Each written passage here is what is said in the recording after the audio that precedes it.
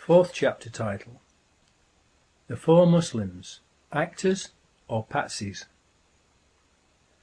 We were also told that the training exercise involved 1,000 people and, of course, amongst those 1,000 people would have to be the four people who were recruited to play the parts of the mock terrorists. Therefore, as part of the exercise, they would have recruited 4 young Muslim men to carry 4 backpacks that were to contain mock explosive devices. Who were their Muslim recruits? These Muslim men would naturally buy return train tickets and not one-way tickets, because they would be going home after playing their parts in the training exercise.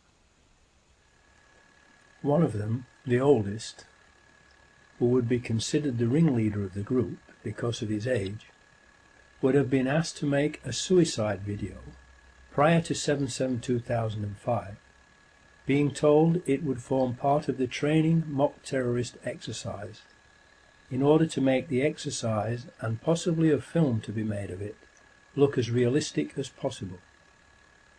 He would obviously not have been told the details of the whole plan until later, probably when he and the others arrived at Luton on the 7th of July 2005, to make absolutely certain that the scenario of the drill which would take place that day could not be talked about by or to anyone.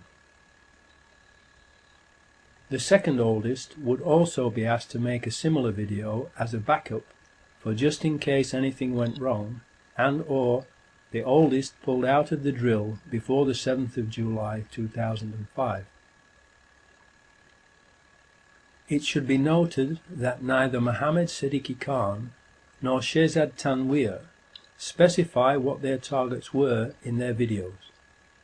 It is also interesting to note that no one has ever claimed responsibility for the 7/7/2005 bombings, except for a message on a fake Al-Qaeda website on the same day that was traced to Texas in the USA.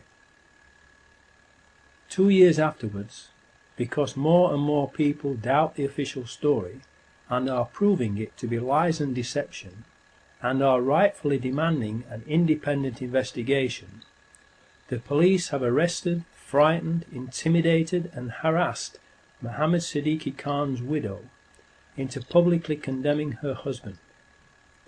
She has a young daughter to protect and has stated that she is now afraid of the police.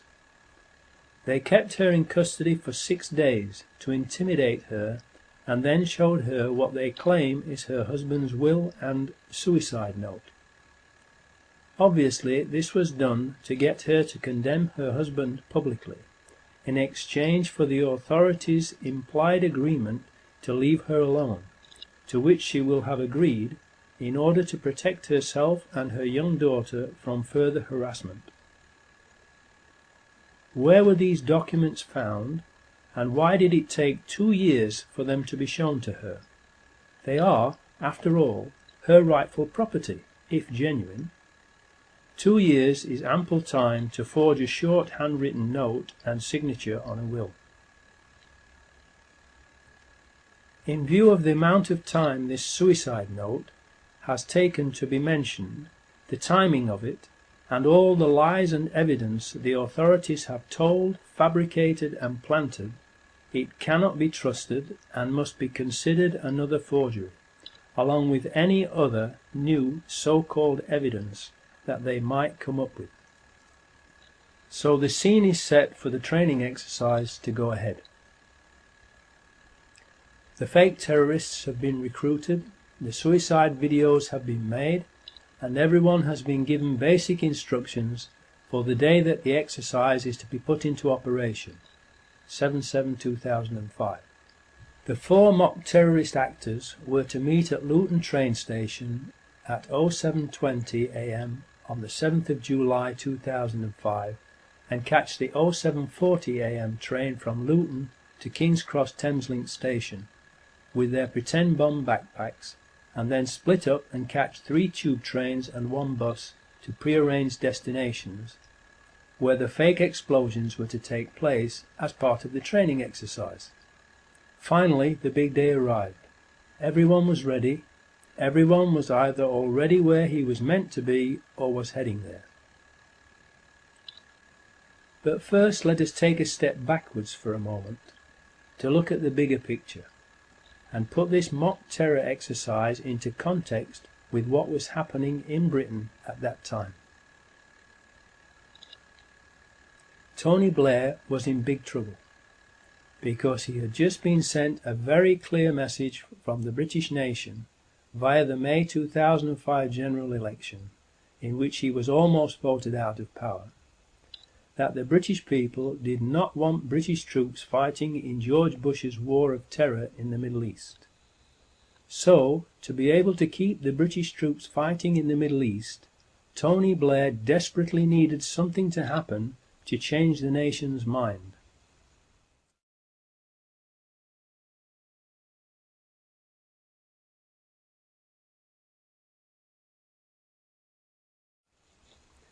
Gleneagles. Tony Blair, George Bush, G8 meeting. Agenda of addressing world poverty, forced on them by Live 8 concerts around the world, but not for long. Their lucrative, evil, phony and very unpopular war on terror, which is really a war of terror, will promptly return to the top of the agenda with 4 big bangs. No time for the poor. The rich have lots more money to make and people to murder.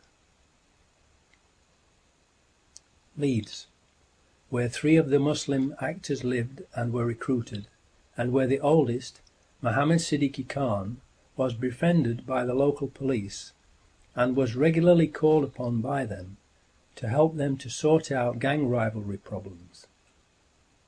Mohammed was also taken on a tour of the House of Commons by a Leeds MP who befriended him. The perfect patsy, someone who was made to believe he could trust the authorities and that they would therefore not deceive or harm him.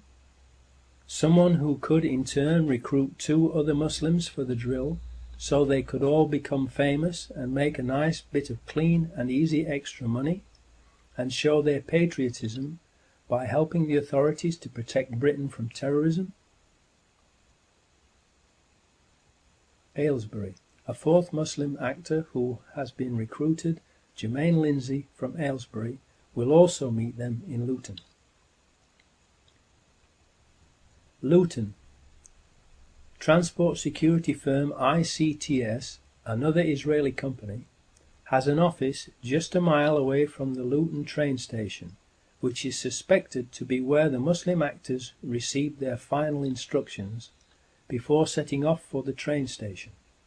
The details of which trains to board, which carriages to get into, where to sit, and which bus to catch, where to sit on it, and at what time. London.